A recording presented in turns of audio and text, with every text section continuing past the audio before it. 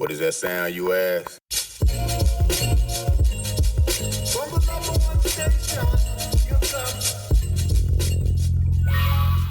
Welcome to the Rec Show podcast, a show dedicated to beatmakers around the world.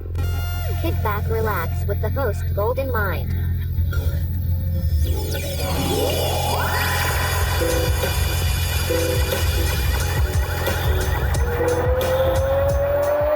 Ladies and gentlemen, this is the main event of the evening.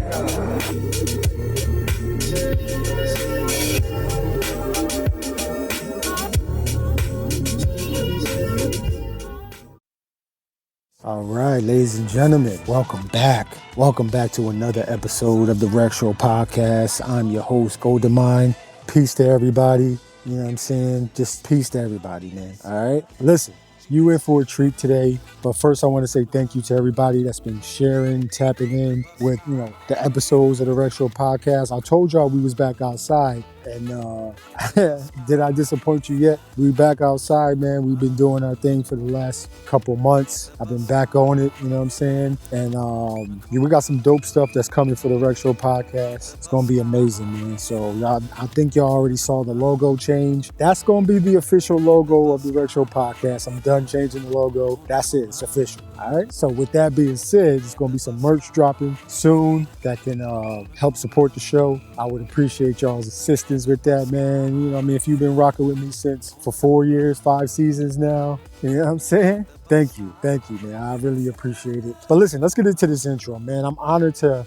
welcome a MC, a producer, you know what I'm saying? A visionary that's been building his sound, a unique sound and story through his music, man. Somebody that grew up both on the East Coast and the West Coast.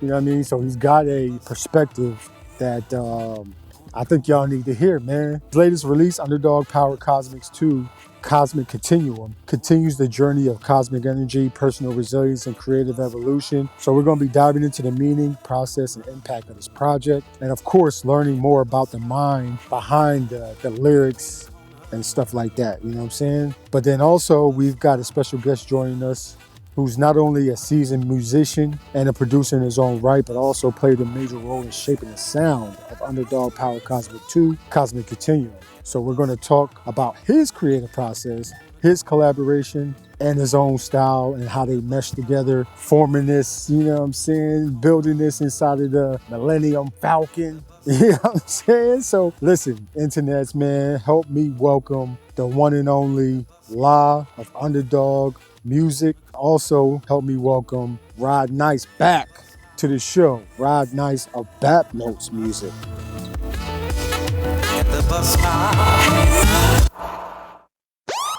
That. So we were asked the question, what inspired Power Cosmic? First, I want Rod to convey kind of like his frequency, because he's the sonic side. You know what I'm saying? I'm the literal side. Mm-hmm. Right? It's a symbiote. Yeah. It's really very unique because all the tracks were inspired by Lakim's presence. I kid you not. He will tell you, it's like when he's on the scene and I'm creating, it's just like, that's how all that stuff came together. It's just, I'm making it right there. Boom. And it's like, okay, man, we on the vibe. Let's keep going. So, you know what I'm saying? Really, that whole vibe or expression is just because of his energy. His energy is making me do certain style of beats, and that's where that really came from. It's like some type of, like you said, some symbiotic energy that we have. We've been creating music since Lakim was in his 20s, since I was in my Actually, yeah, in your 20s, and I was in my since 96. Yeah, since 96. We made our first project in 96. Yeah. It's so old, it's on a cassette tape. Cassette. The only copy of it is a cassette tape, and we made it on a 16-track recorder. Yeah. Wow. It's called Lizard Lounge. Yeah. So with that background, these albums are like comic book issues. That's also where the power cosmic connotation comes from, right? So Underdog Power Cosmic 1, the beginning, was really a follow-up to the album that we had released in 2020, which is Underdog's Manifesto. Yeah. Okay. Right. So in our view, artistically, our pursuit and aim with that project was to do a couple things. It was to address the problems of the planet by 2020, solutions. Yeah. And that's what inspired us to call it a manifesto. At the time, that project is actually my master's degree thesis. I was gonna say that. I was about to say, you sounded like a professor right now. You know what I'm saying? Like, yeah. So the album is the Underdog's Manifesto is my master's thesis work. Wow. Right. I was over ambitious, so I also wrote a body of literature titled Underdog's Manifesto. So there's a book component to the album.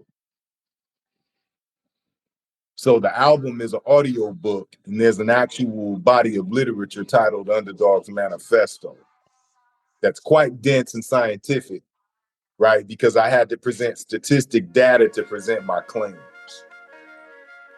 So through that process, the album we made before Underdog's Manifesto was Coup d'etat. Yeah, Coup d'etat. And we published that in 2009. And then I went back to school to finish up, my bachelor's and my master's. And by the time I hit master's, me and Rod was communicating, and he was sending me beats to just let me see what he was up to at this point. And I wasn't even really, writing at the time. You know what I'm saying? I was working in a record shop in the basement. Rest in peace, Stephen Brooks. One of the record stores in Sacramento was called Brooks Novelty Antiques and Records in Old Sacramento. We just buried him in 2023. Closed the store in 2022. Was here in the city for about 35, 36 years. So it had one of the oldest vinyl collections housed in the city in the basement down there. So I was blessed with the opportunity to work there while I was at junior college, getting my bachelor's and my master's. So I was there for about 9 years, right? So in that time, I told myself when I was in getting my bachelor's degree and when I got that job, I said, I'm gonna fall back, because I got an MPC too, right? We all do all of that. We b-boys, so we dabble in a little bit of all the elements. You know what I'm saying? The Coup d'etat album was all made on the MPC 1000. Right. And then the follow-up to Coup d'etat is called Lucky Street Card Room. Yeah. Right. So the albums tie together like comic book issues. It's very inspired by Marvel and Stan Lee, long live, right? And you can tell from Silver Surfer.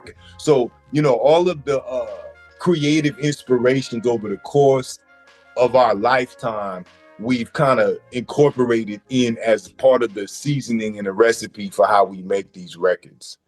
You know what I mean? All the way back to 96, right? Because even though Coup d'etat didn't come out for 15, almost 20 years after, in ways, if you listen to Lizard Lounge, sonically, Coup d'etat picks up where it left off, even though there's decades apart between the creation of the two projects, right? Because there's a formula in a theory that we prescribe to as artists. You know what I mean? We from Cali. We from the capital of California. So me and Rod is two of few artists in this city who would, if people wanted to label and tag and brand and describe music styles, they'd say that we East Coast influence. Why are we from the capital of California rhyming and making beats Pete Rockish, very Eric B. and Rakim-ish, very Pete Rock and CL-ish, right? Those are Large Professor in there, Guru and Premier, Long Live Guru. I mean, these were some of our primary influences. And over the course of our creation, that's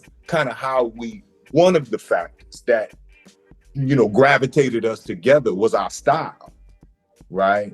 When I was 14, I left Sacramento, you know what I'm saying? And my family's from back east. So I was blessed with the opportunity of growing up in Cali and New York as a kid, right? So I've always considered myself to be bi-coastal, because the whole time I was in New York, people in New York was curious about what we was doing in Cali. And when I was in Cali, everybody was curious about what we was doing in New York. So I always had a different perspective on that, right? And it was always a blending, and you know what I mean?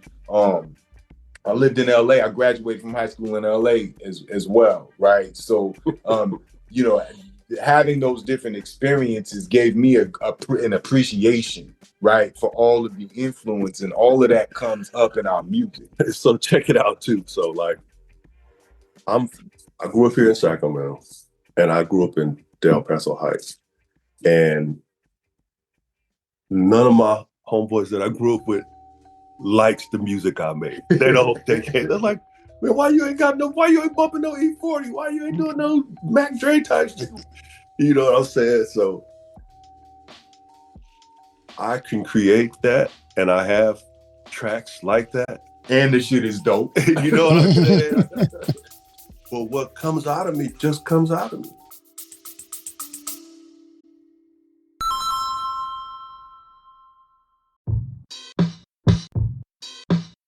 Hey yo, what up everybody? Goldemine here. Listen, if you're enjoying this conversation, please subscribe wherever you're listening. It helps more people discover the show and keeps our community going strong. And if you want to show your support, head over to our support page by clicking support the show. Every dollar and share helps fund the work and keeps me bringing amazing voices to the mic. But here's the cool part. You can even text the show if you have a question, feedback, or just want to show some love. Hit me up directly by clicking the Be a Homie and let us know what you think link. I'll be checking those messages, yo. And who knows, you might even hear your name shout out on a future episode. So subscribe, support the movement, and join me in this journey. Let's keep building, sharing the stories of our beat making culture and community. Now let's get back to the show. Yeah.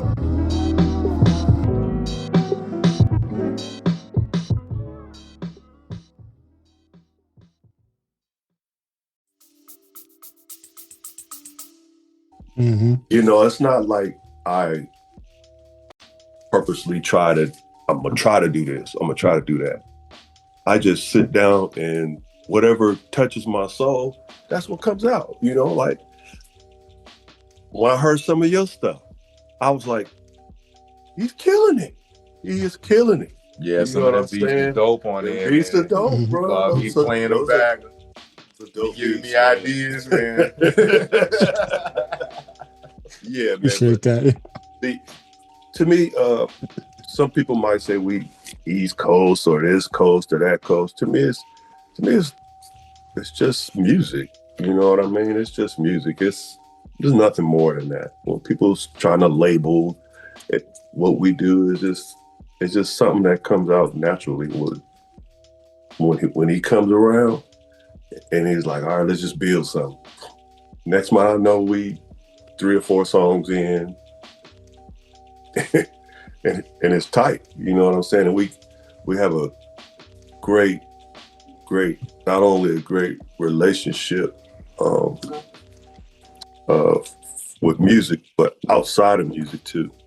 You know, we know each other's families and all that. You know, and it's just too easy to create with Lakim. You know, and he's spitting the message that I can stand on, and that you could play for your grandmother, you know, and not be, oh man, he cussing, he talking about ass and cheeks and pimping and hoeing and drugs and all. He's doing something that's positive but hard, which is perfect for me. I mean, everything coming from you know what I'm saying?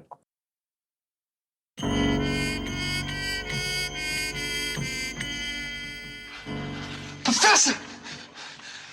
I got it open!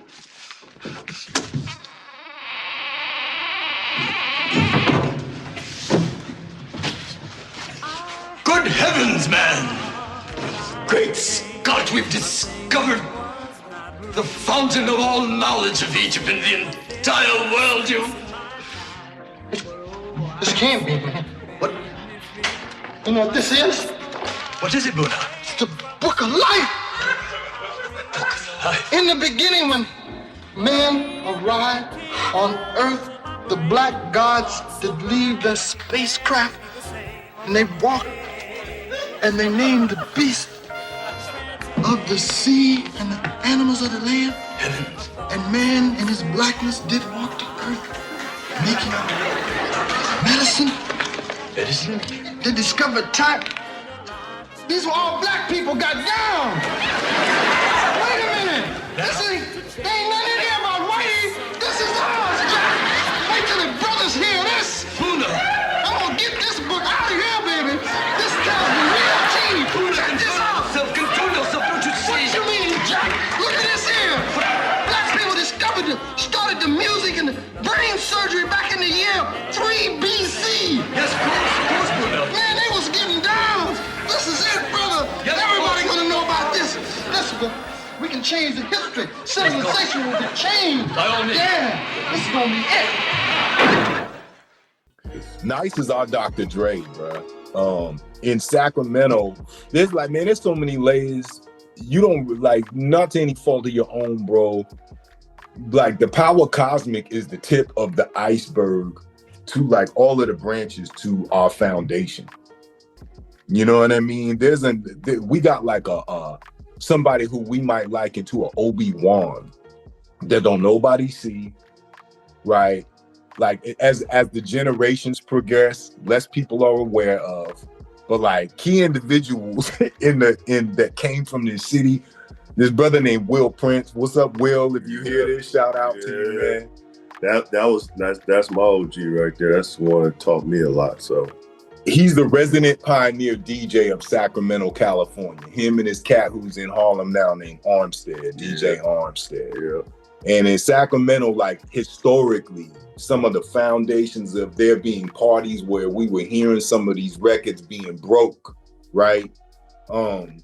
They were the pioneer resident DJs back in the late 80s. I'm talking 86, 87, 88, 89. You know what I'm saying? Mm-hmm. In this city when it was primarily just the black community at that time participating to time code it, right? You had a few Mexicans sprinkled in, maybe one or two white kids who was from our neighborhoods, right? Or lived where we lived at.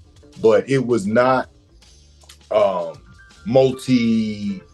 national at that time. You know what I mean? The parties at that time, it was just strictly the brothers and sisters, you know? They were the original heads, a 3-part band.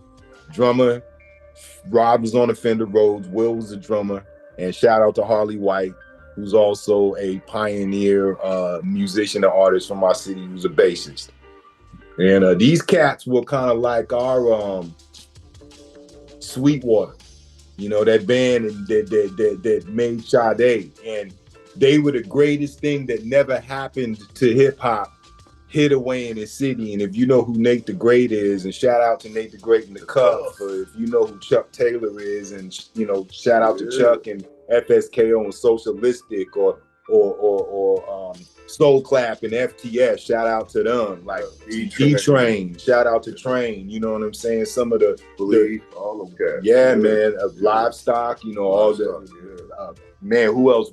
Who was Epic in them when they first started? They were called Valerie, LJ, and Epic. Shout out to y'all. What was the name of their group, man? I forget the name of their group. So these were some of in the 90s, in the golden era in our city, some of the resident original artists, right, that came around these cats as a band.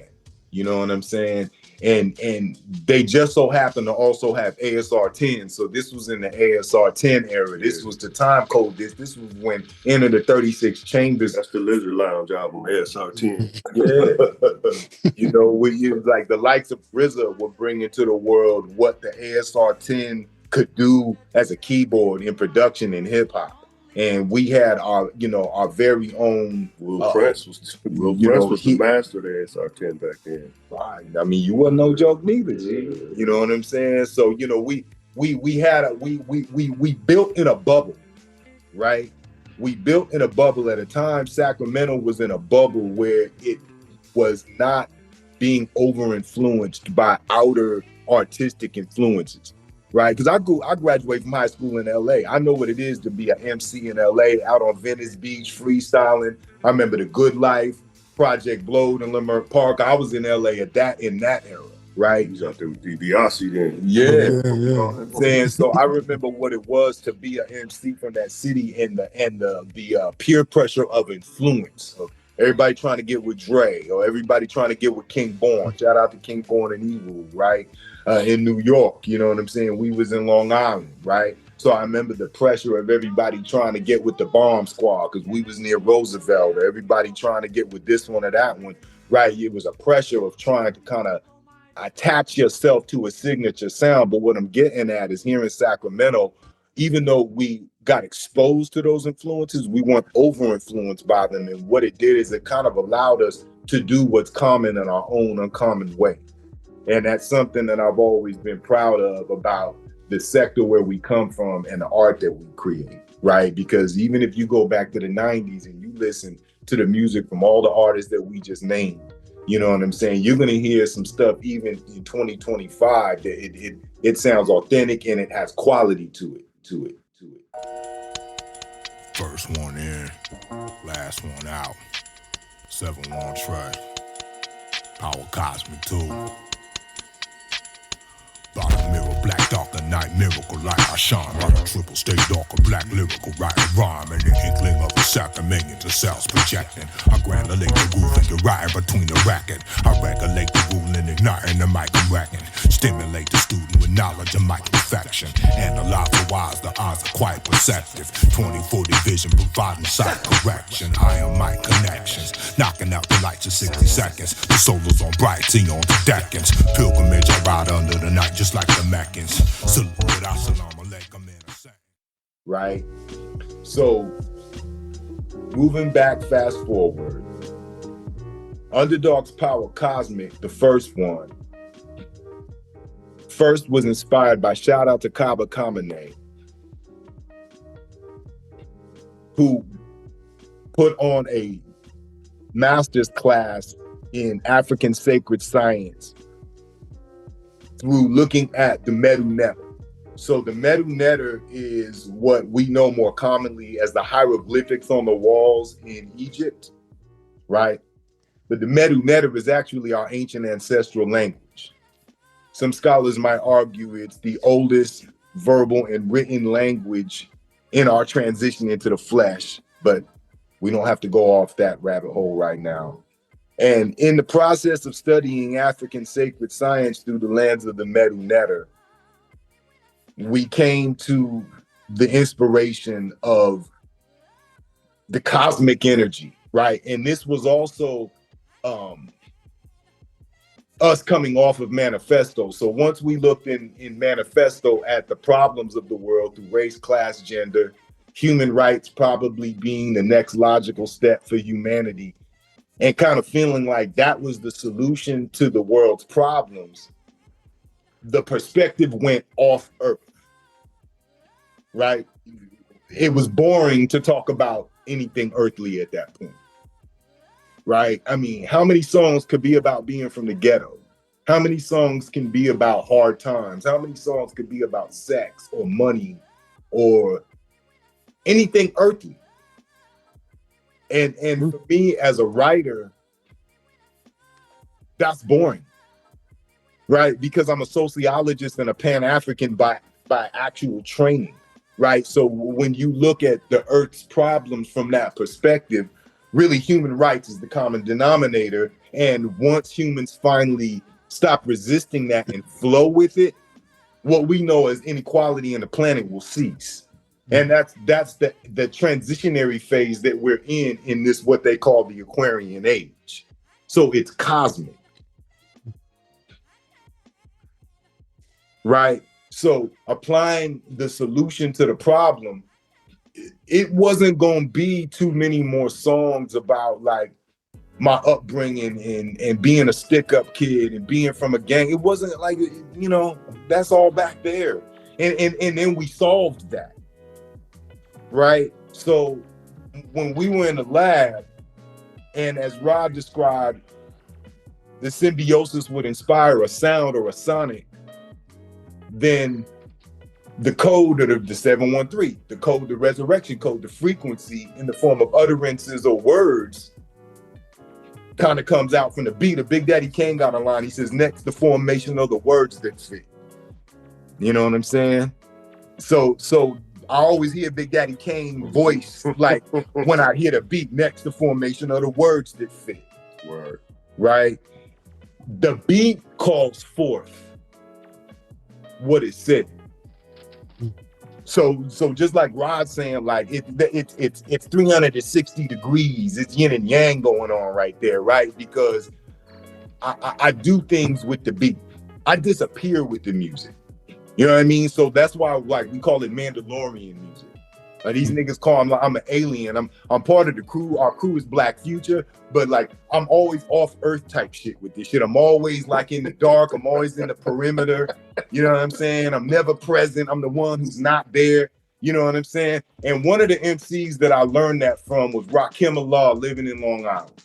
So when I moved to Long Island when I was 14 years old, one of the first things I set out for was to learn who all the rappers were from that area. You know what I'm saying? And it just so happened that Public Enemy was from there. EPMD was from there. Rakim was from there. De La Soul was from there. K Solo was from there. Right? So these were the rap. Biz Markie was from there. Son of Berserk was from there. Right? These were the rappers that were in Long Island. So by the time I transitioned from Cali to the East Coast, that's who we Cool G rap. Right? Like these were who we were getting schooled by, right? So when I started touring with Ryman, I was in that school, right? And it was freestyles and a cipher, right? And it wasn't writing your rhymes. It was like you gotta like practice mentally. It's a form of meditation, like, right? You gotta think in your head. You gotta start calibrating your head to be able to say something right and slick right off the top of your head, right? That's not rote. So we learned how to, like the rhyme writing was influenced by that. You see what I'm saying? And I feel like that's why lyrically, when you look at lyrics from a certain year forward, with those kind of cultural traditions in place, it makes the culture richer. Right? And that has everything to do with why the level or the quality of lyrics from generation to generation has actually stepped down, if you ask my opinion. And my proof to my claim is that's why we exalt J. Cole and Kendrick the way that we do, Joey Badass the way that we do. I think they're good, but I think they look better in a valley of dry bones, with no disrespect intended. Right? The guy from Chicago, who's on TV, I can't think of his name right now. He wears the 3 hat all the time. I think some of these guys got good songs, but when I think about Rakim, or when I think about Cool G Rap, or Big Daddy Kane, Chance the Rapper, there you go. Right? Respect and shout outs to the brother for, because he's a positive role model. So, right, so there are these things about them in their generation, right? But as Elijah Muhammad said, if people are thirsty and you give them a glass of dirty water, they're going to drink it. Right? But by human nature, if you put a clean glass next to a dirty glass out of curiosity, they're going to explore the clean glass. And the minute that the common sense of the senses is hit with the choice between the two, the body is going to gravitate ultimately over time towards the clean water. Right? So Power Cosmic 1 was the beginning.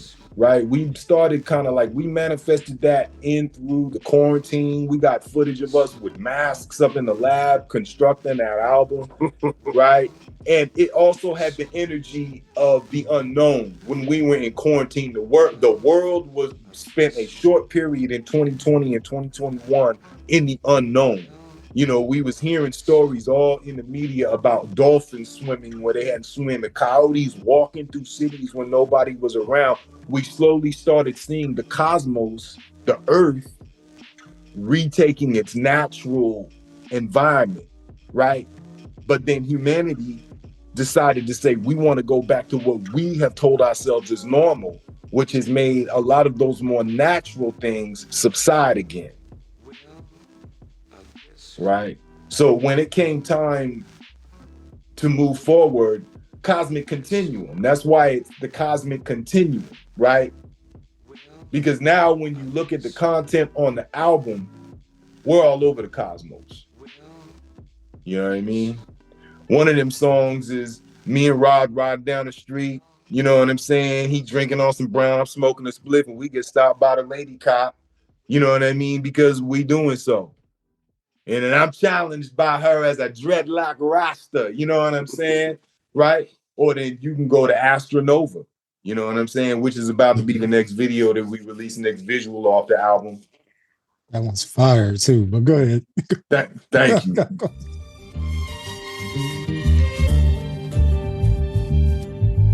Astro, star, nova, no matter who you are. At a deep space, triple stay dark. Astral projector with light travel with 86,000 miles per second. Thought travel faster than hyperatomic weapon. Uttering the name of the most high at a second. The supersonic cosmological connection. Brought on a comment to a sector of the section. We read about it in 120 lessons. Interstellar travel galactic to the essence. Travel by night as it passes across a crescent. Unraveling all bright blast beyond the present. Melanator hold on bright upon ascension. Caught in the cosmic two continuum dimension. From matter photosphere corona mass projection. Travel the earth and there's a chrome mass projection. On my mind, right now,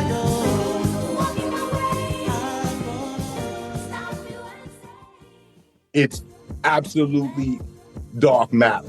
It's so that's what I mean when I say out of the earth. So like by cosmic continuum, we are in pursuit of bringing you all along into this neutral space that we're blessed with accessing by seeking the unknown. A wise man once told me that when we're in the unknown, we're closest to the creator. And that was at a time when unknown gave me great anxiety. And, you know, now the planet and the cosmos have assigned me to a mental health clinic as a mental health counselor. And post 2020, mental health is a tag word. It's a buzzword more and more in our society, right? You know, we're seeing all throughout the media more and more talk about how mental health is not just a national pandemic, but an international pandemic, a global issue, right? And when we're talking about mental health, we're talking about anxiety. We're talking about depression. We're talking about PTSD. We're talking about feelings of insecurity, fear of the unknown, fear in general, worry, doubt, focusing on what one feels they're lacking, focusing on what one feels they're limited by, right? Which a wise man again once told me are the attributes of poverty consciousness. So poverty is not measured by dollars and decimals, but rather by perspective and attitude. And you know, that's where we're at on the planet globally. It's a common denominator globally. And that's the evidence to the fact that we're in a planetary shift. So everything that's going on, you know, Trump, the weather, it's all cosmic. And we're the underdogs. That's where the David and Goliath theory off of Power Cosmic 1 comes from. The theory is David and Goliath, right? Goliath being Babylon, Goliath being the Matrix. It's all synonymous, right? Neo, David, it's all synonymous, right? So, you know, once that it's all synonymous to the underdog, right? So the little dude who's on the moniker for Underdog Music is the image of a young child soldier from the Congo. And when I was doing my bachelor's work in Pan-African studies, that's when I encountered that photo.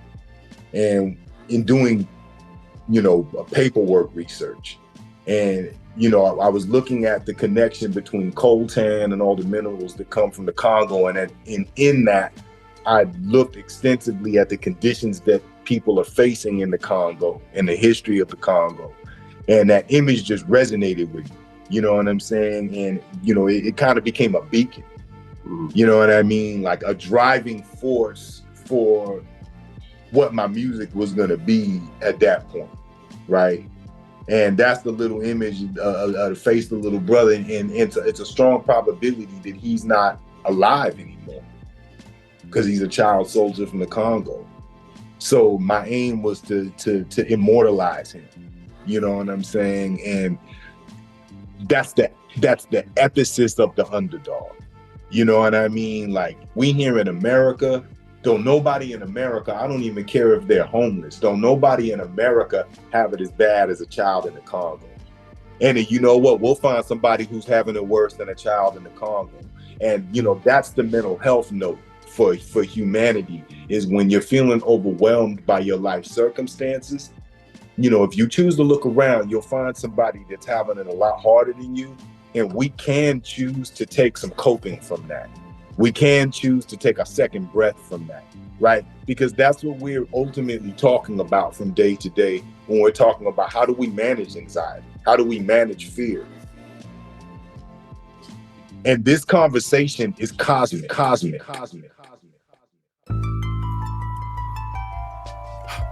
As above, so below.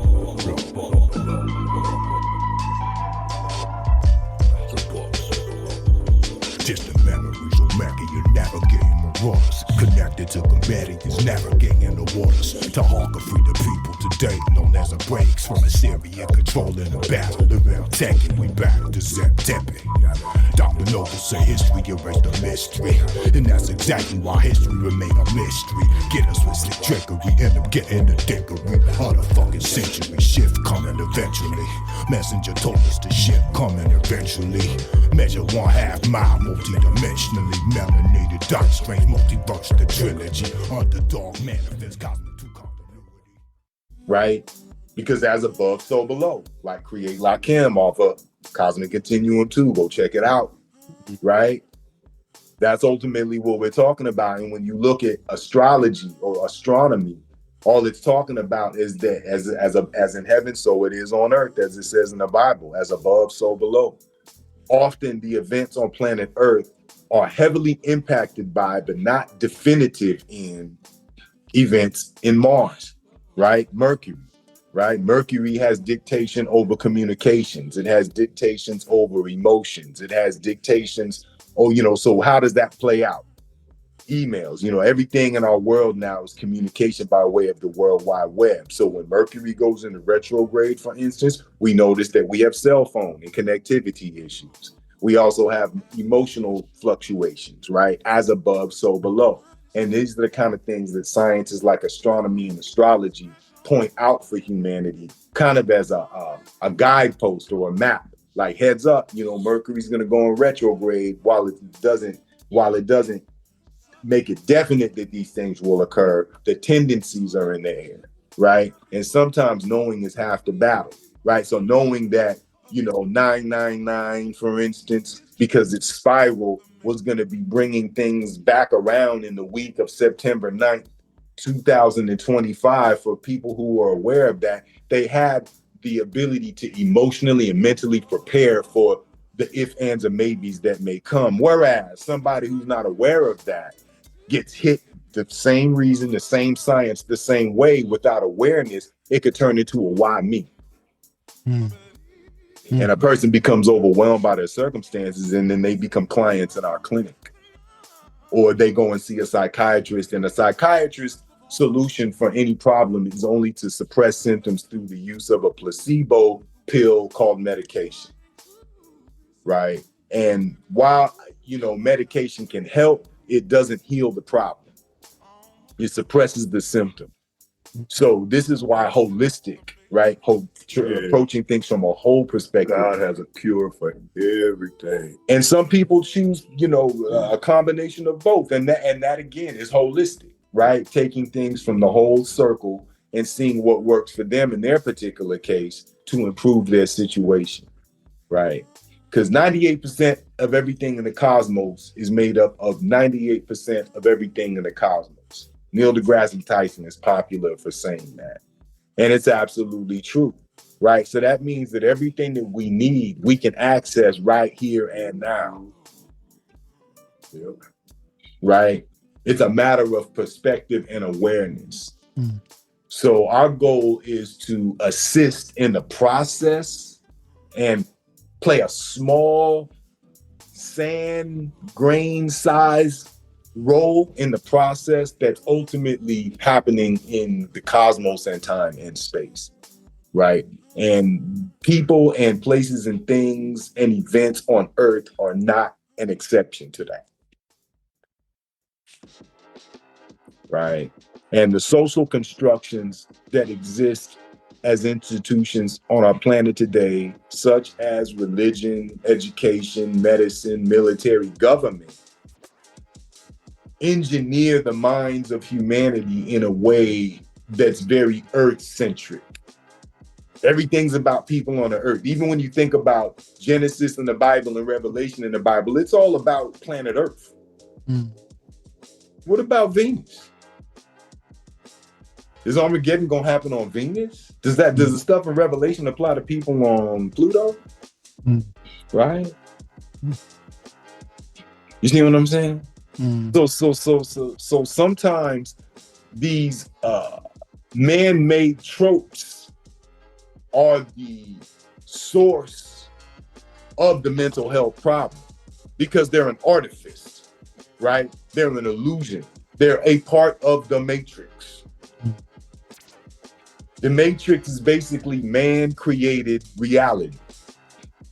Man's interpretation of reality as man evolves, but man's interpretation of reality constantly changes because we're in a constant state of evolution, right?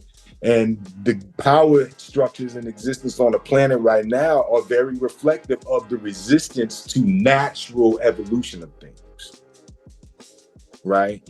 And just like nowhere else in nature, when things that are of and by nature resist change, they either change with it or they cease to exist. And that is how the power structures that exist, we know sooner or later won't exist as they do now. Right? So like Kaba was saying, the question is, what are we going to build to replace these institutions with once they're gone?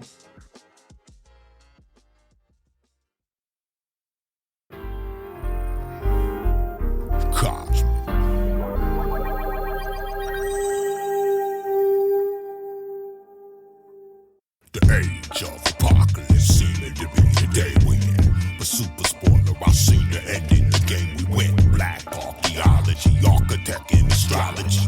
Riddle raps and R.I.P. rhymes with no apology. Really black arms from G9, killing the fallacy. The chronicles are read and got shine, seeking the galaxy. Space invader strapped with a Mandalore ideology. Roll a carbon shock around Operation Mortology. Afro-futuristic on vibe on in reality. La Fe La Cootie 70, water no get no enemy. No damn no worry we bomba clot like cartels on those on plan. Explosives in a parking lot. So, in the day hours, in our clinic, that's what we're trying to keep in mind. Be one of many legs of a table, of thinking about what do we need to build to swap out or replace or usurp the systems that exist, right? We're engaged in war with the county mental health, behavioral health services, because the leader of our organization had the audacity to present the mental health service report statistics on the discrepancies in treatment for people of color along a racial, class, and gender line. And as a result, we were able to inherit what's known as the Black Awareness Community Outreach Program back into the nonprofit that started it. Where it was usurped by the county in the counties, and how the government absorbs subcultural movements to neutralize them. You know what I mean? Black Lives Matter movement is a recent example of that. Something that started out as a subcultural movement, then was funded by, AKA assimilated into the mainstream power structure, thereby neutralized. Right? And they figured out this formula in the 60s and the 70s. And that's largely what COINTELPRO, the counterintelligence program, was about. That's what the infiltrations and the implants was so important for. That's what the intelligence gathering was so important for, right? To figure out how to neutralize these movements from within. And in a hyper extreme capitalistic economic environment where you get no breath of air, you get no piece of shelter, no piece of food, or no piece of clothing without the king's coin for trade, right? It dehumanizes everybody at the base level, regardless of race, class, gender, or religion. And then from that dehumanized base level, everybody continues to operate. And then as a result, without thinking about it, we all corroborate with this dehumanized system where everything is valued except a person's humanity. Everything is put before a person's humanity. So as a result, everybody is dehumanized, right? And then they created the hierarchy, white on top, black on the bottom, and then the other colors in between, which came from the caste systems in Hindustan, right? Them early Europeans who came here as colonizers was over there observing in Hindustan before they renamed it India. And then they took that white dot, red dot, brown dot, black dot, and made it white skin, brown skin, red skin, and black skin.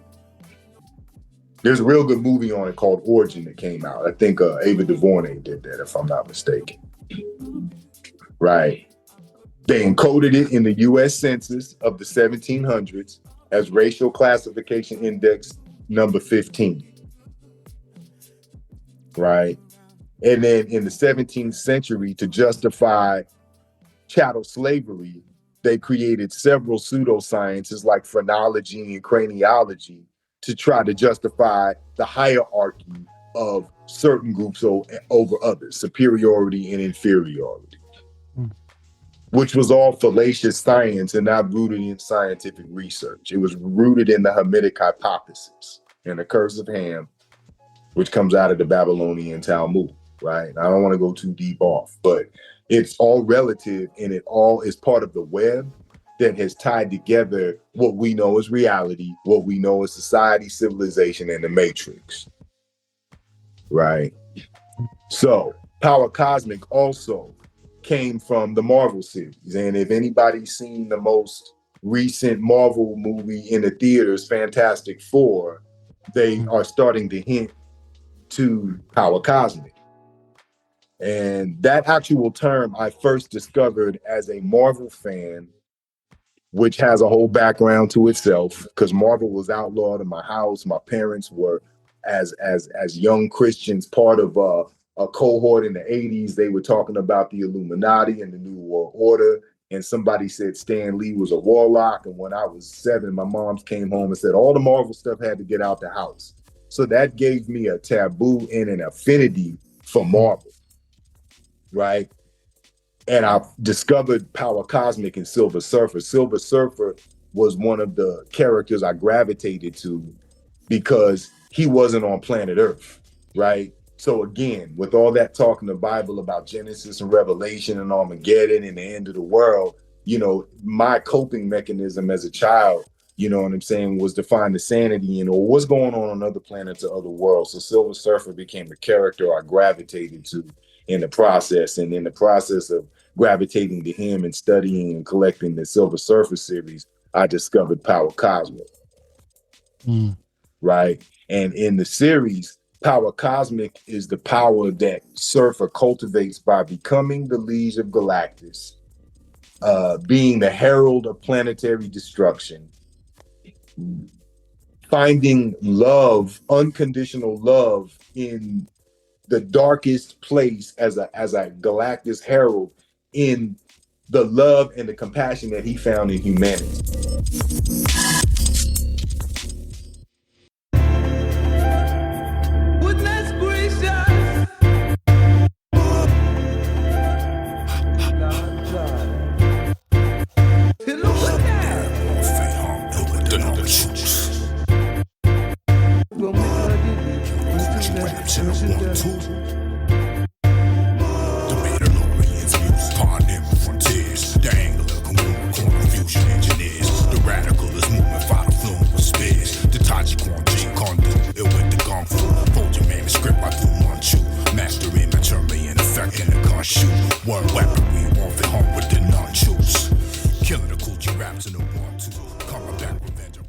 Okay, sorry about that, gentlemen. Peace, man. We don't just have kids, we have grandkids. You know what I mean? It was precious and magical to see your child pop into the screen. She added spice, you know, to the situation. So peace to your seed, man. Sincerely, man. sincerely.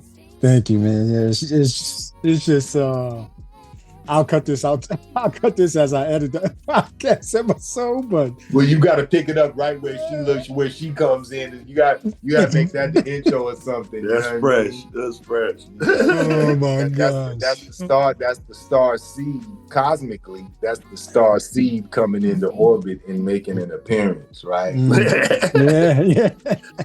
You know what I'm saying? I'm an old 5%er, man. You know what I'm saying? I became my Kim Allah in 1993 at the Allah School in Mecca, right? So, you know, and you know, that's also like what comes from the cosmic. That also is the, you know, man, woman, child, sun, moon, and star, knowledge, wisdom, understanding, right? So that's my foundation, is that universal flag, right? And that was one of the initial emphases of that whole cosmic thing as well. When you talk about 120 lessons of knowledge in 120, the last lessons of that set of lessons is called the solar facts. So the last part of the 120 lessons is the solar facts, which is talking about the distance from the earth to the sun. That's 93 mil, for instance, off of Underdog's Power Cosmic 1, the beginning, right? That's what it's talking about. 93 mil, 93 million miles between Earth and the sun, right? And we got that from the solar facts as students to 120 lessons as members of the 5% nation of Gardeners, right? So, you know, that was where also one of the many influences of the culmination of like the whole cosmic emphasis and theme, right? So Rob was saying while we was in segment, you know, shit, my high ass will get to run in my mouth and shit, man. We want to make sure that like we're addressing the questions that you brought to the interview. And again, thank you for your time, man. You know, it's we scientists, you know what I'm saying? I can tell. Listen, you already answered like half of them already, yo. So it's weird, right on time, man. It's weird like that, man. Man, yeah. Okay, so listen, you know, what I do with like for an album like this. I want to play some, just maybe 30 or 45 seconds of a few tracks. Word. Just for the internet, so they can like understand this. Try and get just a little snippet of the album, and then make them go to Bandcamp, support the album. You know what I'm saying? So, because I feel like I'm listening to this album over, and I'm like, yo, man, like, why haven't I asked them to be guests so I can talk about this album yet? I'm like, so that's when I sent you the Instagram message. I was like, yo, I gotta ask, man. All you can say is yes or no. That's it, you know? Yes, sir. Yes, sir. So you know, like in the hip hop world, I'm a fan first, and I'm a student. Like, I do what I do as a student. Like, you know what I mean? I think, like, for example, Black Thought's probably one of the best niggas to do this, right? He doesn't unanimously hold that light, but to people who matter, he holds that light, right? Right. That's how I feel. You know what I mean? Not likening myself to Black Thought. What I mean is, I like to just create great art for the sake of making art, and I'm really excited when somebody finds it out of natural and organic means and authentic means. That's why there's so little marketing and advertising and propaganda driving the art. You know what I'm saying? Right. When we think about Gil Scott-Heron, right, or we think about The Last Poets or Dorothy Ashby, you know, we're record collectors, right? We all vinyl collectors. So we think about Alice Coltrane, you know what I mean? Finding MF Doom on vinyl, like MF Doom is modern, but like, or Pharoah Sanders or Sun Ra, right? Like, some of that stuff was made 50, 60 years ago. And look at how it's being appreciated now, right? So I'm comfortable in the space where I know that future exists. And people will be looking to 2020 because of its time point in human history. And like we do in the 70s in the Black Power era, and how we found, what's that group, the Lamons, that was the Black Panther Party's group. That's how, you know, we kind of found them because of our affinity for the Black Panther Party. So that made the Lamons as a group extra special to hear that shit. You know what I'm saying? You know, Gil Scott, Revolution Won't Be Televised, right? Superfly, Curtis Mayfield, and all of that shit. Like, it was, you know, they might have appreciated it then, but they didn't appreciate it then in the present the way that we appreciate it now, right? So that's why in French organ we say it's not a blast from the past, but a sutra from the future, right? You see what I'm saying? Yeah. It's not a blast from the past, it's a sutra from the future. You see what I'm saying? Because we also are projecting and thinking forward. That's why our collective, we call it Black Future, right? The future is unknown, AKA it doesn't exist. So that means that the future becomes, scientifically and mathematically and cosmically speaking, 50% what you envision, 50% what you don't envision. AKA the unknown. They used my time, they used my mind. They said they would be my friend. But now the burning is gone and my self has come on home. I'll never be the same again. A revelation,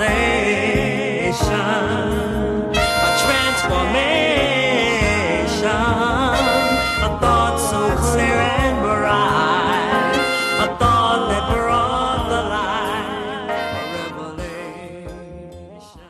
So do yourself a favor and only envision what you desire. Being that the reticular activating system, according to fools like Joe Dispenza and them, turns thoughts into things. Right? So this is one of the phenomena of the Aquarian age cosmically, where historically over the course of my life, I've heard that spirituality and science conflict. By the Aquarian age, 2025 equaling 9, spirituality and science are converging. Because in these relative ways, the cosmos is converging. And for instance, people also recognize this phenomena through how unreliable a clock is, and a calendar is, and an hour is, and a minute is. Particularly measured by your children and their growth from childhood to adulthood. Because the Gregorian calendar is not cosmically calculated. It's an artifice. It was a way to capture the minds of humanity and place it and confine it within a capsule called time, according to a calendar and a clock. So then what effect does that concept of time have, again, back to on one's mental health? Psychiatrists are now looking at the effects and the correlation between how the average concept of time negatively impacts people's mental health ultimately, right? Because this past, present, and future thing on a straight line, it creates a certain level of anxiety about being too late, or compared to what, compared to who, compared to where. And they're finding as a psychiatric community that this is often at root in report of a lot of clients that they serve in terms of what caused their anxiety or were stages in the development of depression, post-traumatic stress disorder. And these are all socially engineered phenomena. So even now, a psychiatrist, for instance, there's a good one on YouTube. She's a Black woman. Her name is Dr. Tracy Marks, as a reference point for anybody that magnetizes to. And she's breaking down a lot of this and incorporating a lot of the whole 360 degrees holistic ways to look at these, what mental health calls symptoms, but what we call experiences or feelings in life. And it's all really the same thing. You know, as a mental health counselor, I want to warn people in labeling what they feel are their challenges, and spend more time focusing on labeling what they feel their strengths are, because they're there. We're just coerced into focusing on what seems to be lacking or what we seem to be limited by, and that's a social coercion. So don't fall for it, humanity.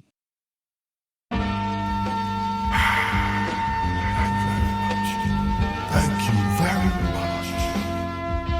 Fuck you very much. Back like a bama, like a back black, a land, a black crack, a blam, the hammer, clap, a crack, a trash, the hammer, hack, attack, scrap the plans up. Back to blackest name, pack the van, back the band up, standing the trooper stand. Back to the land of black, we call the trooper stand. Where every day it seem the people like be on a trooper scan. Rap attack was crack a lack, I'm blowing up your jack, a land, a normalize back and act, just body number 27. He on the 27, and it's the third down. Evil run around and ditch it in the dirt, clown. Finish the first round and win your first crown. Take it from knowledge to born and fix the earth now. Cause you a law god, symbolic to the sun. The true and living son of man out on that future run. True and visionary, planetary system on Earth, the planetary spaceship we be drifting on. Don't spit no simple rap, don't flip no simple song. 713 the frequency, on top of it we on. It's resurrection codes mixed with the vitriol. Cosmonaut reported right from the elliptical. It's metaphysical, it's metacritical, it's megalithical, it's monolithic, y'all.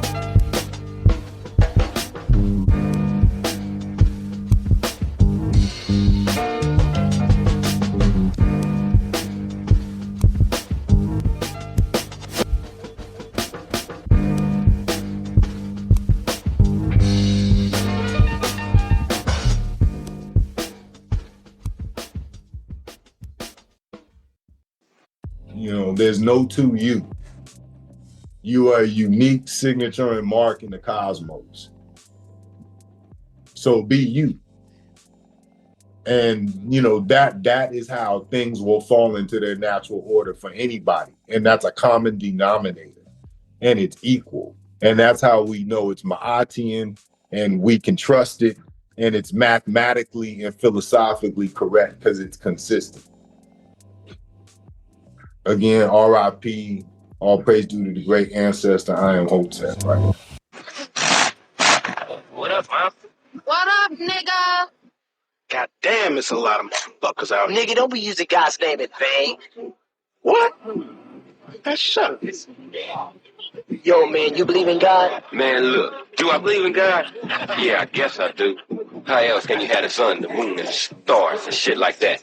Sun, moon, stars, quasars, motherfuckers sound like airwood jets. Ain't no God.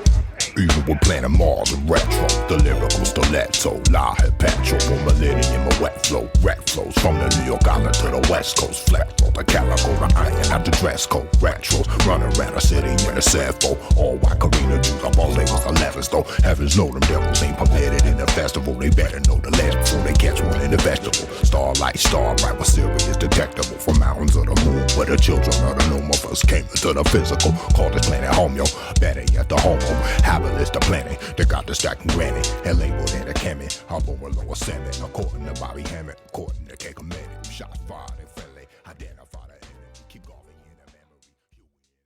Jeez, yo, cut that. Whoop, whoop, whoop, whoop, whoop, whoop. We're just ghetto rigging, nigga. This shit is what's in the blueprint of hip hop, man. Shit, this ghetto music. Nigga. We come from using Walkmans and an old house speaker in the hatchback, rabbit rolling through the heights, bumping fucking Too Short Freaky Tales, nigga. Like, you know what I'm saying? We'll figure out how to ghetto rig some shit, man. This hip hop don't stop. Zulu can't stop us, man. Exactly. Yeah, we keep it moving, man. You know, Yeah. listen. After listening to, I listened to both Power. I actually came in on your Manifesto album, right? So that's when I came in, started tapping into you, and then I listened to Power Cosmic 1 or Power Cosmic, and then listening to Power Cosmic 2. What's the for? And this is for you, Rod. What's the biggest shift from the sounds that you use from Power Cosmic to Power Cosmic 2? He's listening. Sampling myself, that type of thing. You know what I mean? Just that's the biggest thing I hear, and it just playing something and sampling it and trying to texturize it, because that's what we've looked for in samples, rhythm and texture. That's pretty much, just growth as a musician, period, too, just knowing what I'm aiming for, Right. It's like a vibration inside me saying, go this way, go that way, go this way, depending on the artist that I'm working with, too, Yeah. Will you because when I'm listening to like your previous works, like you got albums on Apple Music right now, man. I know you work with other people. You know what I'm saying? Like you work with a group of different group of people. Like who's this guy? Blazell? Blazell, and then there's another individual. E-Bar is another. E-Bar, yeah, you heard that. So hey, listen, I'll be tapping into. I'll be paying attention to what you're doing, man. So right on, I appreciate it, man. Thank you. Were there any particular challenges when y'all were putting this album together, Power Cosmic 2? Were there any challenges that y'all had to overcome, whether it be, sending vocals back and forth or working in the studio? We work in the studio together. Okay. The creation is all when we together. It don't. I may make a beat or something that is like, I'm like, yo, I like that beat. You know what I'm saying? It might be something like that, but for the most part, we're in the lab creating it from the metaphysical and making it physical. Through sound waves, and our energy. So, just like I said, when he's in there with me, it inspires me to go raw, dirty, hard. You know what I'm saying? Because right. I mean, the beat's got to keep up with the rhymes. True, right. The rhymes is. So it's not a challenge though. It's all pretty much fun though. With the you and La, clearly y'all have chemistry, right? So, y'all been working on albums and music for over almost 30 years now, right? Yeah. So yes, sir.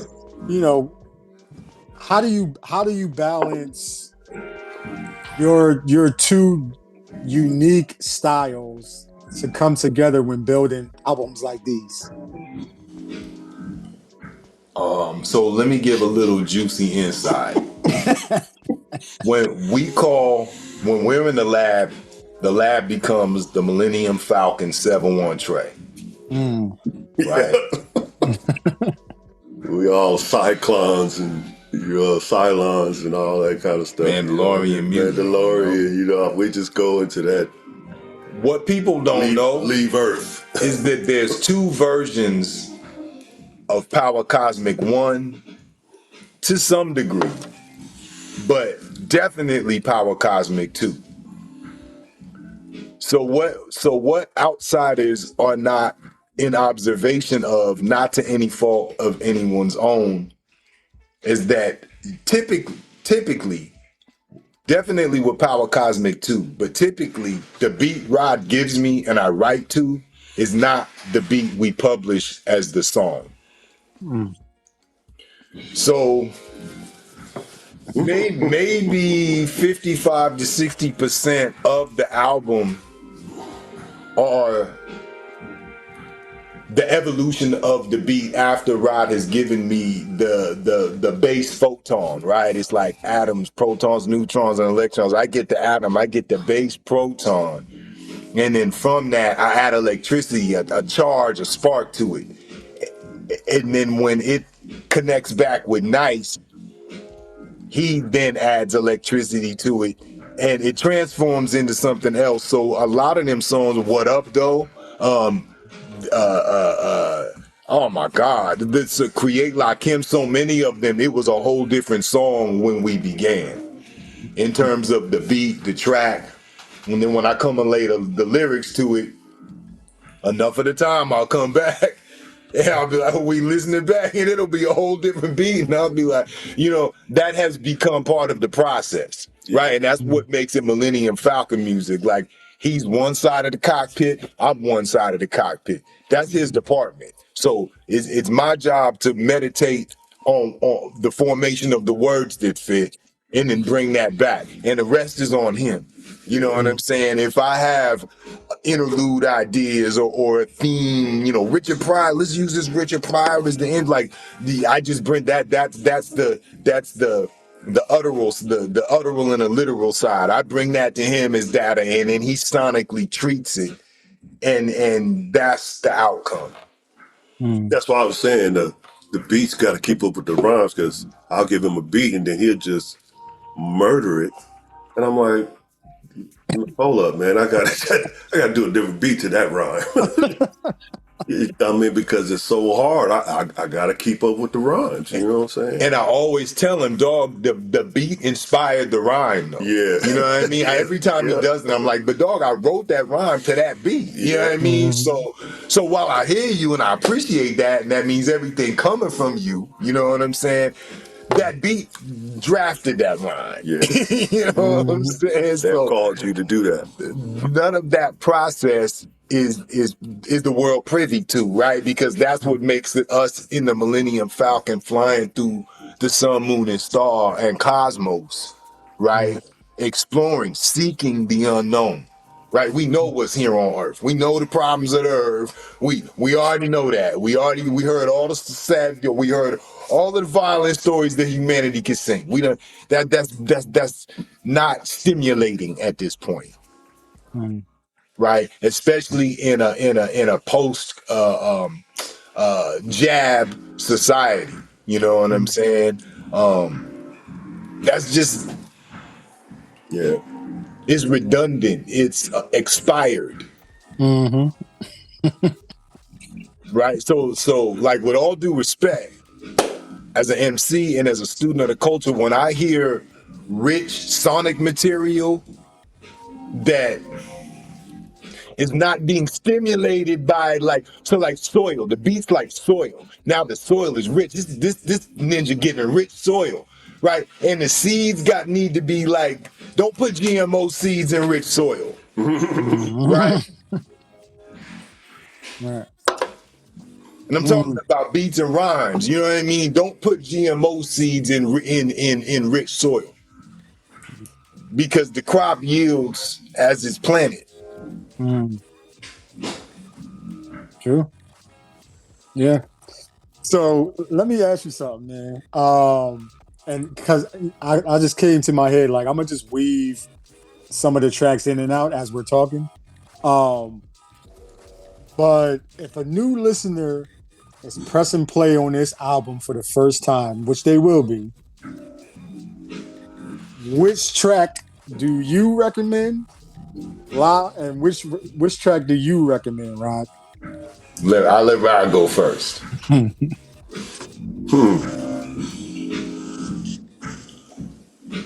Probably What Up Though.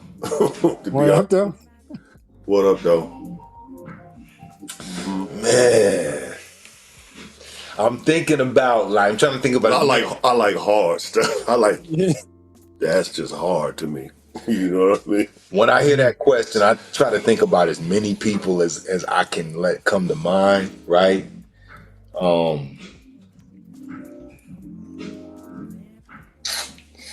I think Polish radio. I would say Polish radio. Man. When I'm asked that question, I don't really ponder on that. I'm an artist. We're just entering the Stargate to create the follow-up project to 2 for now. I've learned to sacrifice. It's learn, I've learned. I've learned to sacrifice. Cheese, temporary like a green. People always say, what the hell does it mean? For the people who can't understand how a young black boy became a man. Always for the red, or for the rebel, for the ruler. Reflection in the resurrection, called one a saluter. Beat is for the blood, or for the black, or for the planet. For brothers gonna work it out, scrabble for the tyrant. G is for the gold, or for the god, or for the goddess. G particle, melanin, molecule, and the science. Red is for the blood, is for the black, is for the... Well, not Power Cosmic 3, but the next body of music that we're going to publish.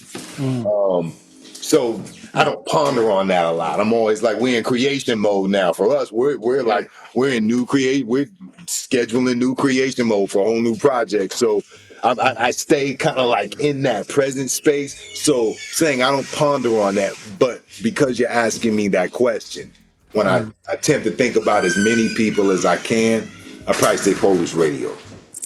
I got you. Yeah. RBG. We gotta talk about RBG, man. Word. Because when I'm listening to, I hear you because I pay attention to the words, man. So I'm listening to you literally break down every verse. You going into what do you say? Red, black, green, but then you go into all the different, you know what I'm saying? All of the different... The definition of the R, the B, and the G. Yeah, talk to me about, why you wrote those words to that beat, man, because that beat was hard too. So I'm glad, that's a case in point. Excellent question at this segue in the conversation, because that is one of those songs that started as a whole nother beat. Yeah. So I have to say the mood of the original beat is what brought that out. Right? The mood of the original sonics called that forth, uttered that forth, right? Literally. Also,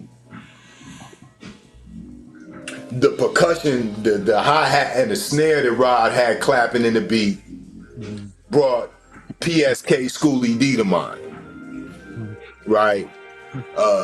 Which also wasn't what inspired Ice-T 6 in the morning, right? And them is both my favorite songs by both of them artists. You know what I'm saying? Shout out to Schoolie D, the pioneer. Shout out to Ice-T, the pioneer. You know what I'm saying? So it was a combination of both those things. When I was hearing the beat, I was hearing PSK, right? I joined the Universal Negro Improvement Association. That's Marcus Garvey's organization. There was a small fragment chapter in South Central California when I lived in LA for a period of time when I was a teenager.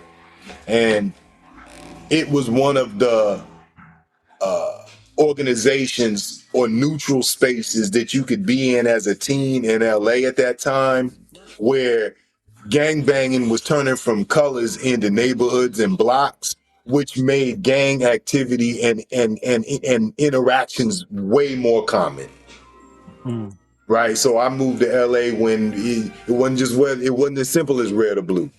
I learned that there. Like, okay, it ain't as it was simple when it was just red or blue. You might live in a city where everybody red, or live in a city where everybody blue up north, but down here, boy, they done abandoned that. Like, we about what street you off of or block you off of, and it became way more active. So I used to attend these meetings because my father was connected to all these organizations, and my dad trying to get me an outlet from the fact that I moved into his neighborhood when I was 17 and I wasn't from 706 and my family was from 11-8, and I was going through all the shit that a nigga who ain't from that neighborhood was going through. So my dad was trying to find every opportunity to get me out of the neighborhood, and it would be going to these meetings with him. And that was where I started learning about the teachings of Marcus Garvey, and Marcus Garvey created the red, black, and green flag. So for me at 17 years old, that became one of the alternative flags that I learned to identify with, other than the gray flag that my cousins from my neighborhood in 118th Street identified with. Right. And, from going to the UNIA meeting with my pops and becoming a member, my dad was a member, and me becoming a member, rest in peace, pops.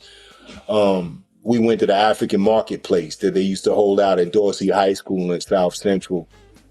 And that's where I bought my first Quran. You know what I'm saying? And this was before I joined the 5% Nation officially. And, I came from a Christian home. So, I had heard about God of earth through the Bible and Genesis and Revelation. But when I bought the Quran and was given instructions on how to make salat or prayer in Islam as one of the 5 pillars, the opening in the prayer, one side was in English and one side was in Arabic. And it said, "Praise be to Allah, Lord of all the worlds." And, coming from the background that I came from, I hadn't thought about the Lord who was the Lord of all the worlds. I had just thought about who was the Lord of this world. Mm-hmm.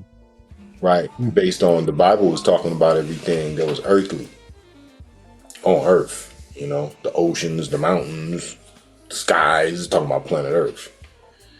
And I found comfort in just even being reminded to think that there's a Lord of the world, aka the universe, aka the cosmos. And not too long after I joined the 5% Nation and I got my solar facts, and then I took astronomy in college because of what my major was. And then I started looking at these cosmic images, you know what I'm saying, of nebulas and quasars and black holes and deep outer space. And it just kind of came to me again, the verse in the Quran that said, "Praise be to Allah, Lord of all the worlds." And I started, thinking about, man, we just think about Earth. It reminded me, you know what I mean? Like, we just think about Earth, but look at all this majestic stuff. We looking for the phenomena of God in the Earth, but look at God, phenomena of God is this nebula. I mean, look how the eyes is almost unbelievable to my eyes when I'm beholding, right? And I found comfort in that. From all of the religion and the race and the class and politics, and I found comfort in that. Gang banging and being poor, and with the things I saw people who were poor trying to do to not be poor. I lost my first loved one, my godbrother, rest in peace, Carlton Riley, not even a mile from where we sitting right now in the lab. You know what I'm saying? To a cat who's from our town that we all knew and ultimately was around. And when I was 16, he was 15. And like that made me hate gangbanging early. Mm. It didn't make me hate street life, but it made me hate gangbanging. Because it made it up front, and we all either knew each other or were aware of or familiar with each other. Sacramento's small. You know what I mean? When we was kids, our parents all went to Black Family Day at Griffith Park, and like, if you wasn't from the South Side and you was from the North Side, you met people from the South Side. We all knew each other, and that was always confusing and hurtful to me. That I really had to admit that I knew this person somewhere. Somehow our parents knew each other, and I still feel that way about my people in this town. You know what I'm saying? Is our parents knew each other somehow, and we out here, damn near ready to kill each other. So because I left Sacramento at an early age and became an outsider in the places I was from, I always had to prove myself. I always had to gain acceptance. And in the times and the areas that we was growing up in, that usually included crime and violence. Sacramento is the sacrament. So for me from Sacramento, it was different because when I came back here when I was 24, Sacramento was like, it was a sacrament for me. It was a refuge. I didn't have that history here. I hadn't committed crimes here. I hadn't been arrested here. I hadn't really gotten into too much violence here. You know what I'm saying? And I had become the single parent of my sons. So those circumstances all combined at the time just made me kind of look at life a little more seriously. When I was in LA, before I really started thinking about being a dad, I was still being like hot-headed. And when my 2 and 3 year old son was sitting in the backseat of my car, some nigga put a 45 in my face. And like my sons witnessed that at 2 and 3 years old. And I remember saying to myself in the moment, like, in the moment when the gun was in my face and the moment when the nigga was like, man, I'll kill your ass if them two little niggas wasn't there right now. And that was a real like corner turner point in my life. I was like, man, like I would be dead. My sons would never have gotten over this shit. And it probably, scarred them, even though they didn't see me get killed, seeing that happen, right? Like, how does that affect them as 30 and 29-year-old men, whether they realize it or not, right? Back to the mental health shit, right? So, the things that happen and you live and you learn, you know what I'm saying? Inspired all that writing. Inspired all that writing. Mm. Like it inspired, man. Man, let's look at the gravitational pull of the cosmos, as his son called, right? who we was saying, like, I remember sitting with him when he was like 9 years old and we was playing Tekken on a Nintendo. You know what I'm saying? Mm. He's a 34-year-old man now, right? Like time, is perspective. Mm. Right, and perspective is everything, right? And we hope that people taking a cosmic perspective, by just taking a ride with us through the music, we hope that everybody just have fun and think outside the box. Recognize the unlimitation, that is reality, and how we're only limited in our thoughts and in our perspectives. And, cut yourself some slack on that because, it's largely been engineered into us by, the systems that exist, in our society and culture, but we don't need to be resentful about that, right? Because resentment only limits us. Mm. Right. And to be free is to not know fear, and to know fear is to not be free. So, nature makes it simple like that so it don't have to be confusing. Courage is not found until fear is faced, right? It don't come before it. You know what I'm saying?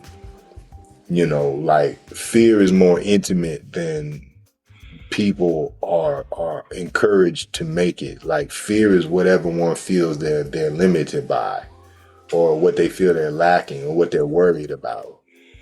Right? Fear has an acronym. It's false evidence that appears to be real. Right? Because fear is usually based in what ifs, what if this, what if that. Fear is very rarely based in what is. You know what I'm saying? We identify what is as we accept it or reject it, right? we flow with it or resist it. But it's the what if, the unknown again, that the false evidence, the false evidence that appears to be real, right? But the future doesn't exist yet. The future is easier to contemplate on in the past because what is in the past is happening, right? It's not happening now. It happened then. That's the key thing about that, because we're talking about time travel. It's real in the mind, right? So that's why we have to, the key is how do we revisit the past without getting stuck there? Because thought is time travel. Thought is time travel. The mind is collective. The brains are unique to each person, analogous to a smartphone and the World Wide Web. Right. So the mind would be like the World Wide Web, and the brains would be like the cell phone or the laptop. And the devices, aka the brain, has access to the web, aka the mind. So, this is why the Honorable Elijah Muhammad, peace forever be upon him, taught that there is no original thought in the theology of time. Right? Thought just is. It's a realm that we access through the brain. And now through artificial intelligence as well. So, wisdom without instruction leads to folly. And the World Wide Web is exactly what it is. It's worldwide. It's a web. And it has everything in it. Reliable data, false data.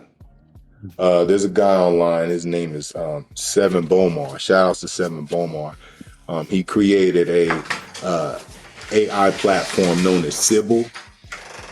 If anybody wants to check that out, it's his aim at making a metaphysical component to what was known as ChatGPT, but within an attempt to take a more organic and natural-based approach to interacting with the artificial intelligence. Because as we see this thing that we've tagged and labeled as artificial intelligence grow, we see human and natural intelligence declining. Through the advancement of technology, we don't remember telephone numbers anymore. We don't know how to travel across the map without GPS anymore. What would happen if there were no satellites? How would it, at some point in 10 years, 15 years, how will people get from city to city without that? Right? Because they don't even read the highway signs hardly. It's all on the map, on the dashboard, right? So the more that the artificial intelligence, aka technology, grows, it appears that there's a correlation in the decline of natural intelligence. Now, that's not unanimous, right? That's just typically, right? Whereas there's, those amongst the human population that are too evolving with natural intelligence, right? So, time will tell. That's a Bob Marley quote and a good documentary about him that if you're interested in that guy, all praise due to that great ancestor, you should check out. It's called Time Will Tell. And, he was right about that. You know what I'm saying? Like time, what we call time, what we label and tag as time, it always reveals. You know what I'm saying? So just, stay tuned in your own life. You know what I'm saying? Mind your cosmic business. Cause it's karmic to cosmically snoop. You know what I mean? And that's just basically putting the energy on any other cipher, any other person, place, or thing that we're supposed to be placing on ourselves. Like our travels here as humans are for our growth and development. Our learning experiences are for our knowledge, wisdom, and understanding. Right? And, we are tricked and distracted into putting that energy outside of ourselves and onto everything and everyone but ourselves. Right? So, to advocate for humanity, I feel like that is a matrix kind of algorithm. And I remember being in a world where the average adult, as a young person, would tell you to not be concerned if everybody liked you, or don't be concerned about being popular or everyone's friend, right? And, you know, think twice about your actions and when you're with the crowd and giving into peer pressure. And I feel like the message in society through the social algorithm has become an inverse of that, where now the passion and the drive is about likes and about visibility, and people, whether they're aware of it or not, are compromising and altering who they are and what they do, driven by the coercion, aka need to be viewed and liked. And that brother Seven Bomar, who's a computer genius in my personal opinion, was the one who pointed out through his computer science analysis report that by 2025, and with the development of AI, it's somewhat identifiable that about 50% of the data that is in the World Wide Web as of 2025 is false or unreliable data.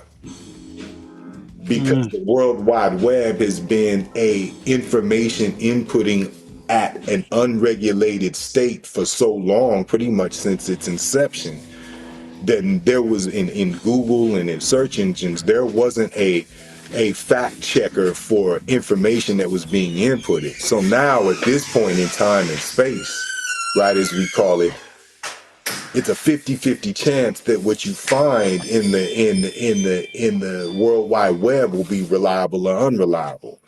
And that has altered the consciousness of humanity and redirected our focus to we use what's reliable information based on the views and the likes that it has received. And it has been a form of social coercion and engineering that has occurred on the masses of the population that people, not to any fault of their own, may not really be aware of.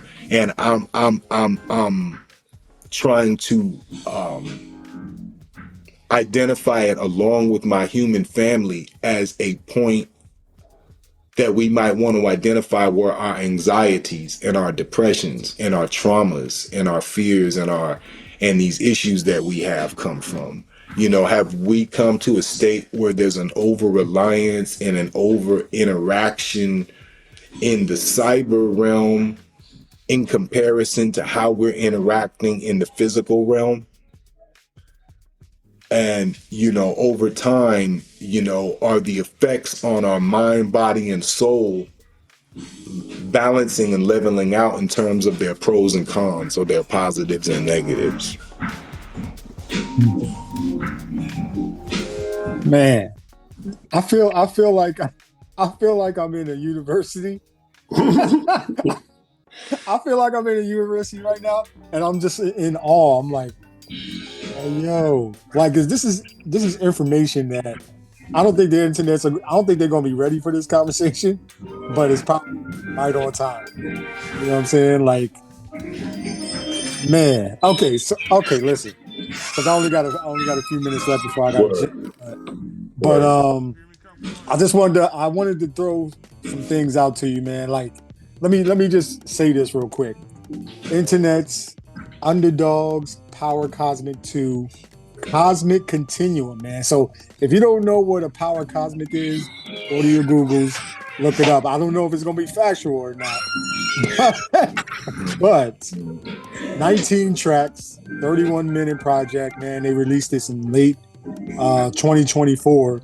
It seems like there's a 2-year gap in between the manifesto to Power Cosmic to Power Cosmic 2, man. I don't know if that's intentional or not, but not really. No, not really. The dope thing That's how long about it it is takes, when we look up, we didn't intend to do most of it. The beat changes, just we go with the flow. I got you. And try to be like water, like the great Bruce Lee tried to advise us to do. You know, just go with the flow and be like water with it. You know, man. Because like I look at your IG, man, and you push like the way that you have been.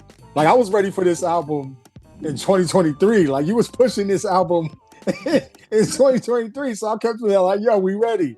I'm ready. I'm ready. I'm ready." And so all in 2024, I'm like, "Yo, when's it coming? When's it coming?" Boom, it dropped.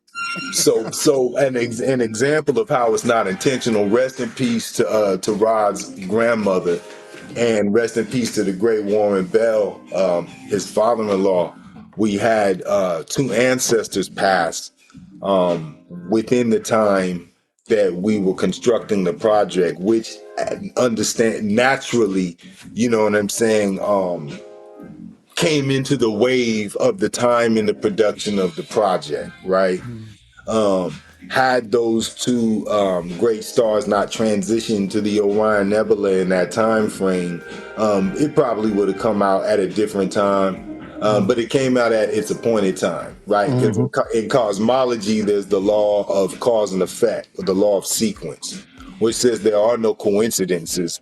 You know, everything is tied together by cause and effect. One event is a natural result of the previous event. The law of cause and effect. That's the law of sequence. That's universal law, right? So learning how to trust that process a long time ago as independent artists, and just, you know, going, you know, meeting expected and unexpected obstacles, and then at the end being able to live with what we created, makes it all make sense in the end, to where you begin to learn to just trust the process and not resist in whatever expected or unexpected kind of like things happen.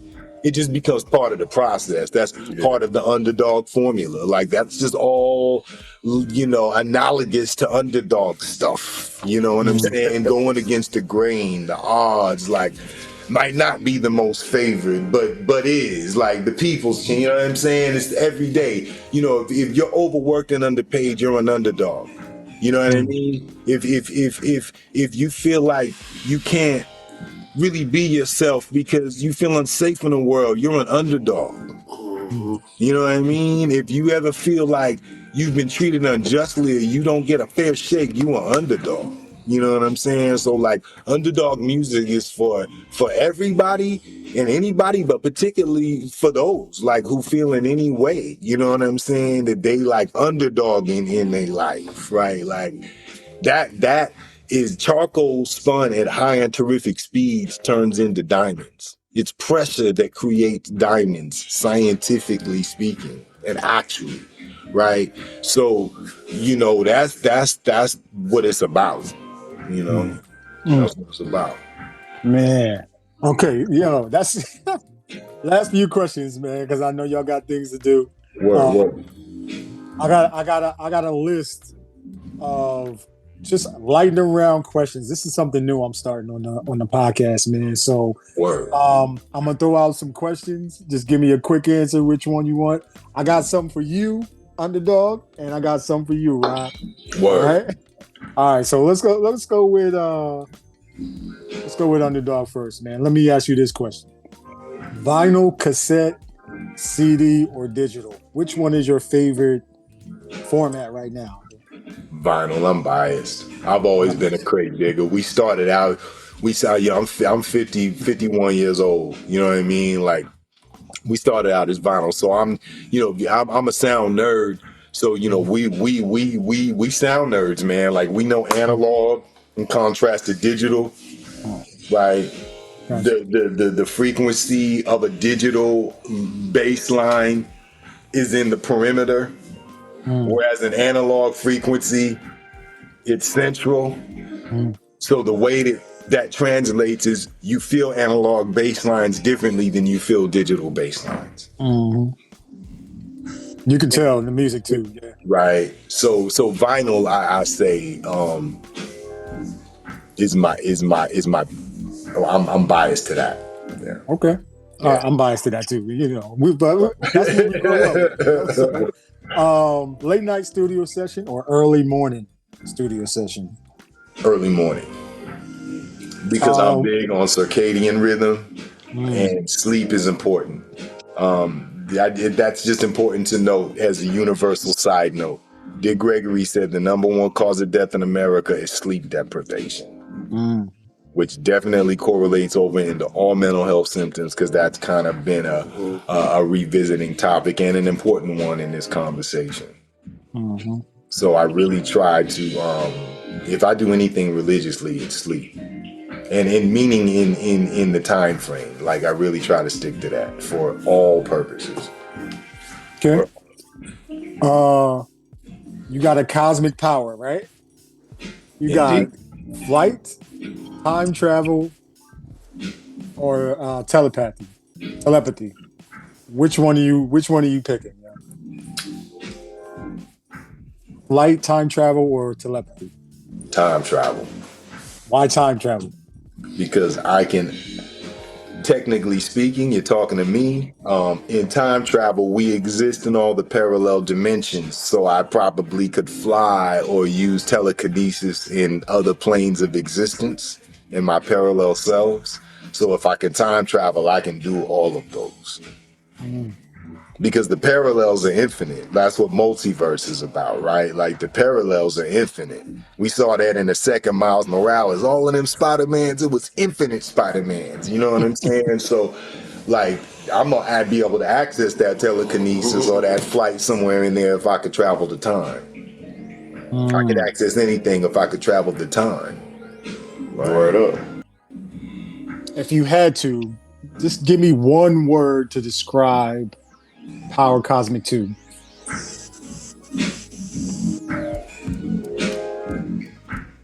Super. I like that. I agree with that, man. Right. Man, right. Let's go lightning round for you, my guy. Hardware, software. Hardware. Shop samples or play it live? Both. Because he's broad shit at both of them, man. He's the master of both, dog. Those music, man. Both, man. He's just as ill at both, man. Yeah. Straight up. Man, Moms was telling me about how you be playing the samples and then chop. It's man. Yeah, man. Okay. Who's on your Mount Rushmore of producers? Oh man. Thanks for asking that question. That's a great one. Yeah. But to go with the Menzel brothers. You know who the Menzel brothers is? No, but I'm gonna research it though. Just think the Blackbirds, Donald Byrd, Marvin Gaye. They produce for a lot of, but check the Menzel brothers. Did they produce for Motown? Like a lot of Motown acts? I don't think they produced a lot for Motown. That was the Hudlins. Yeah. Oh, okay. Wrong. Okay. Yeah. Hudlin Dozier, Hudlin with Lamont Dozier. Yeah, Lamont Dozier was crazy. He's crazy too. So, and then of course I'm going with Dilla. You know, I'm going with Dilla. And then I'm about to go with Bootsy Collins for the funk of it. You know, I didn't realize he was doing as much as he was doing with Parliament. Even though George Clinton was writing those lyrics and they had a vibration, but Bootsy was doing a whole lot for Parliament Funkadelic, you know. And like I said, of course, that's Jay Dilla, so I get one more. Whew. I mean, there's so many great producers, but I get one more. So I always go back to the source of things. So I'm going to have to say Junie Morrison. I like Junie Morrison. If you listen to the Ohio Player's first album when he was on Westbound Records, Junie Morrison was phenomenal, man. You know, so check him out. Okay, got you. All right. No one here can. I just gotta just lump Pete Rock in there real fast. I mean, not to be long-winded. I could say Marley Marl, Pete Rock, DJ Premier. I could say Larry Smith or Houdini. I could say and Run DMC. I could say all of that. All of them, But yeah. you gave me four that really spoke to my soul. Was those four, like the Menzel brothers. I really love their production. Junie Morrison. I loved his production. You know what I'm saying? I love Dilla, of course. You know what I'm saying? So I mean, long live Jay Dilla, man. You know what I'm saying? You in the Millennium Falcon, right? You in the lab. Yeah, we are currently sitting in the Millennium Falcon. We are currently corresponding. Coffee or tea? Tea. What's the man, I've been seeing those. I gotta try that, man. I gotta try those things, man. Yes, sir. It's a decent comparative alternative for caffeine. Any level of caffeine, you want to be mindful of, but from a natural source such as green tea or mate, it's a little less invasive than like coffee, especially like Starbucks and corporate stuff. Yeah. Okay. First though, okay. Yeah. What's an underrated piece of gear every producer should own? Underrated. What kind of production we talking about? All around? Hip hop, R&B, funk, jazz, reggae? What type of production we talking about? I gotta be specific, man. Man, let's just say let's keep it jazz or hip hop. The use of pedals, guitar pedals like console and space echo, all these type of pedals give your samples, your own samples, and your samples that you sample from records or wherever you get the source from, texture. And I'm big on texture. I try to be anyway, so I look for texture. Not only do I look for rhythmic stuff, but I look for texture too. So that, that's where I would have to say maybe that they got a little box called the consoles. It's pretty nice. So, and that gives you textures, effects, and all that. It's pretty nice. And this is one I'm just throwing in there. When you coming out with another sample pack, yeah?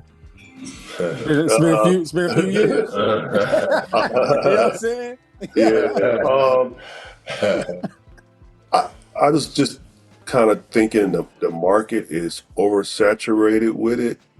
And I wasn't really planning on working one, but I still give like people, personal people, sample packs when they ask me. I just make them one, and it'd be their own exclusive one. So what I'll do is, if I do decide to do one, of course, the world will have it. But I'll make you one for yourself that you can. And for the listeners in the audience, anybody interested in discussing certain currencies for sample packs from Babno's Music, you can holler at Babno's Music at IG.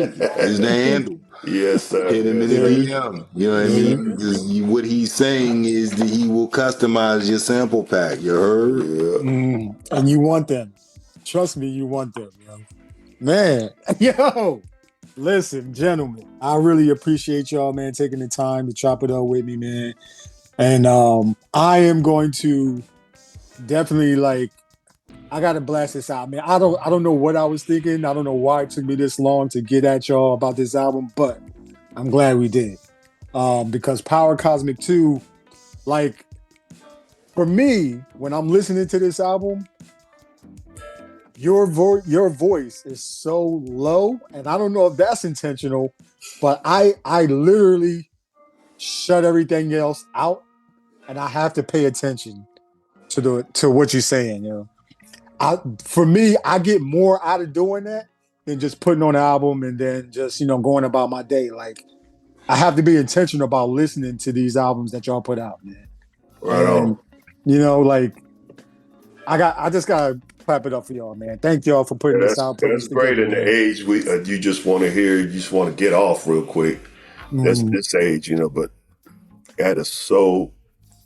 We're so grateful that you took the time to listen. Yeah. I'm real grateful. Listening is an underrated skill, man. It is. I want to thank you for what you said. And when I was 11 years old, turning 12, I heard Rakim say, and I ain't no joke. He said, "I'll take you for a walk through hell, freeze your dome, watch your eyeballs swell, guide you out of triple stage darkness. When it gets dark again, then I'ma spark this microphone, 'cause the heat is on. You'll see smoke in the furnace when the beat is gone." I'm no joke. I was a little kid hearing that, and it changed me. It took me beyond my religious limitations, my earthly limitations, and it took my thought outside of the box. Right. So, like hip hop don't stop, man. It's a frequency. You know what I'm saying? And that frequency led to this frequency. And I thank you very much for you're saying that you listen, right? Because it was me listening. Like, so it's the frequency. And hip hop is the frequency, and that's what hip hop don't stop means, right? Word up. Yeah. Right on. Golden Mind. Yeah, man. So Golden Mind. Last question. Where can people connect with you on your socials, your emails, your link trees, all that type of stuff? Bapnotes.com. I'm getting ready to do some updating to the site, so be aware for that. And then Bapnotes Music at IG. I try to keep it simple and streamline it. So I'm at IG. Underdog Music 713 is a handle there, man, at YouTube. More present in IG. And, I just try to balance it to just keep bringing what I bring. You know what I mean? That's part of it. It's just kind of staying otherworldly. You know what I'm saying? Staying out of space, staying power cosmic. So the album is at Bandcamp. It's also at Valid Music HQ. But we pretty much streamline everything through IG, just for simplicity, and just it's not hard to locate. Right. That just gave me an idea, because I might have to burn this. Like, I got to get a tape recorder, but I might have to put this to cassette, man. Like, I might have to put this out to cassette just for my own personal collection. Man, we talk about pressing on vinyl and shit like that every album, and we usually intend to do it, and then just life happens, and then we're on to another project, and and we've had the dimensions for CDs for every record that we've made. We looked at pressing the beginning, Power Cosmic, the first one, and it just, so it's not an impossibility. Maybe we'll make like on the road. Make it like a limited edition availability on cassette and vinyl. You know what I'm saying? Word, yeah. Thank you for that. That more encourages us to, you know what I'm saying? No doubt. We trying to up our AI and video game now, so we trying to make the visual side more interesting, to just keep with the times in that way. You know what I mean? Do what's common in our own uncommon way. You know what I mean? Try to keep with the times while staying who we are. Yes, sir. Yes, sir. I got you. Who y'all got in this boxing match tonight, man? I'm gonna go with Crawford tonight. Bud. Nah, I can't bet against Bud.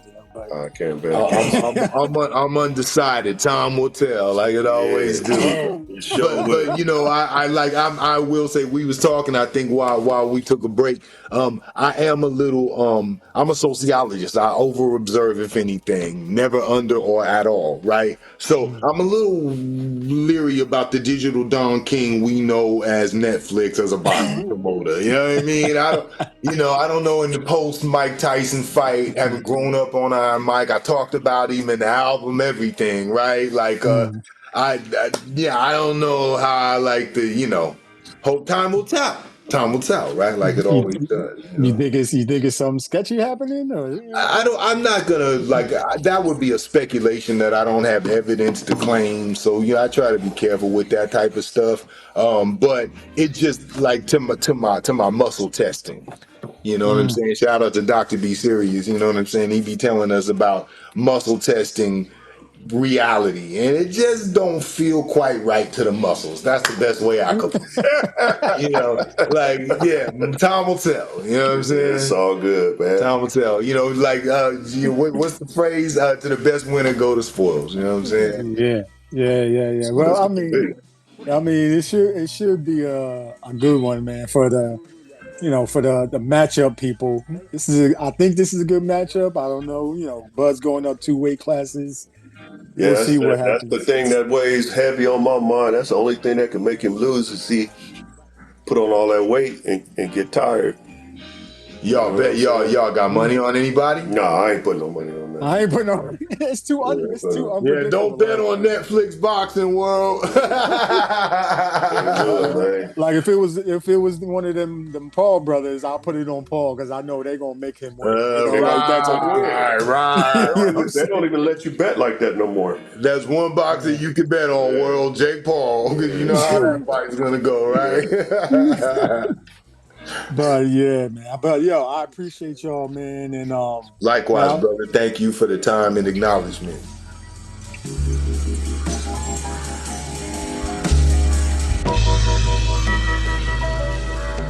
Not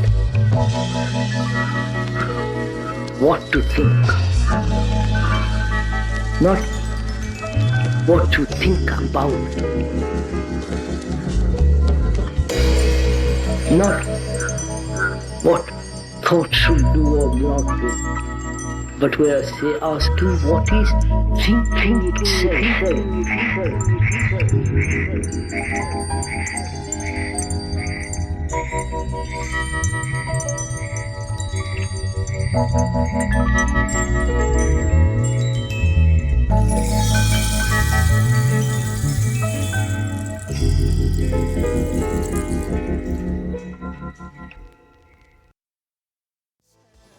All right, ladies and gentlemen.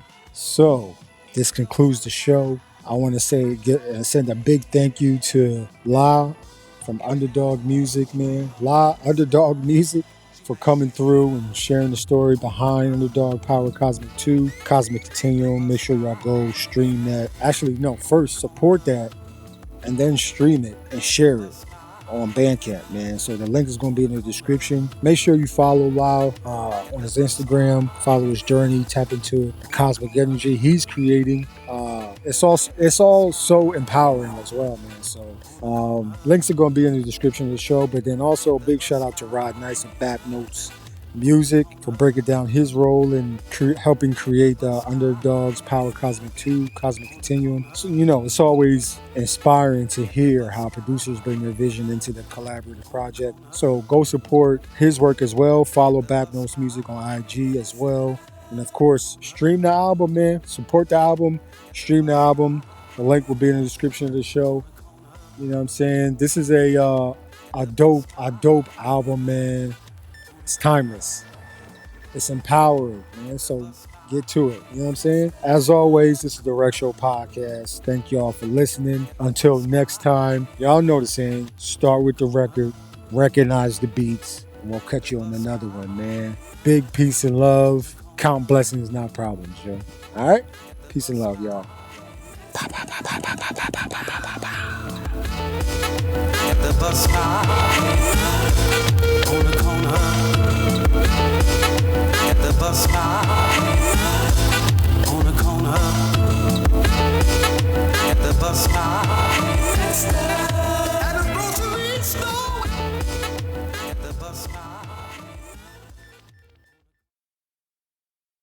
lights represent every living person on the planet.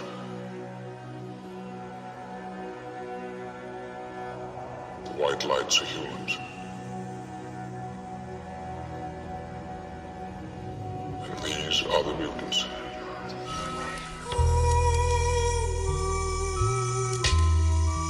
They tell like younger kids or other producers like that's cheating, you can't really accept it, but bro, like when it comes to this producing shit, you can do whatever you want. You've been listening to the Rec Show podcast. Be sure to subscribe, like, and leave a comment. Remember 3 things: believe in your music, take care of your mentals, become the best version of yourself. Until the next one, Golden Mind signing off. Peace and love, yo. To be the best, you got to work overtime. To be the best, you got to work overtime. These young boys getting better. This is not like the NBA where you can retire.